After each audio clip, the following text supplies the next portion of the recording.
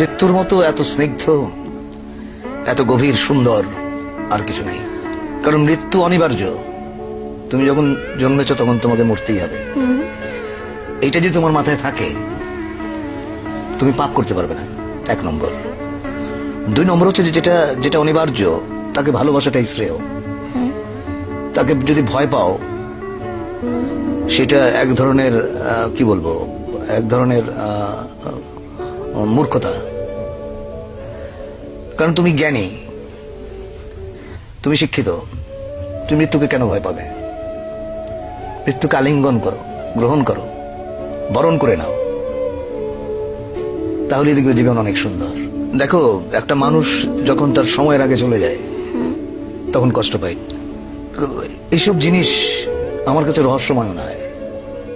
উনি কেন একটা মানুষকে তার সময়ের আগে নিয়ে যান,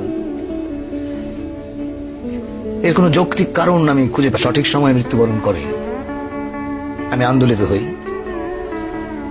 আমি যে খুশি হই বা উৎফুল্ল হই তা না, আমি সেটাকে শ্রদ্ধার সঙ্গে দেখি। মানুষ কখনো বৃদ্ধ হয় না। মানুষ তার মনে মনে সারা জীবনে 28 বছরে থাকে। দেখো, এই পরিবর্তনগুলো যেভাবে হয় সেটা হচ্ছে যে কিছু কিছু পরিবর্তন মানুষ নিজেই করে, আর কিছু কিছু পরিবর্তন মানুষের জীবনে আসে যেটা সে কখনোই চায় না, কখনোই আশা করে নাই। এরকম অনেক জিনিস ঘটে, সেটা আমার জীবনে বহুবার ঘটেছে। আমি যেটা করতে চেয়েছি সেটা করতে পারিনি। আমি যাকে আঁকড়ে ধরতে চেয়েছি সে আমাকে ফেলে চলে গেছে, বা যাকে আমি স্নেহ দিতে গেছি সে আমাকে ঘৃণা করেছে। এইটা তুমি আমার মেয়ের বয়সী, বুঝবে আমি এখন তোমাকে কি কথা বললাম। দুরাশা কিন্তু ভালো জিনিস না। দুরাশা বলতে আমি বলছি এইটা যে তুমি এমন কিছু আশা করবে না যেটা তোমার নাগালের বাইরে।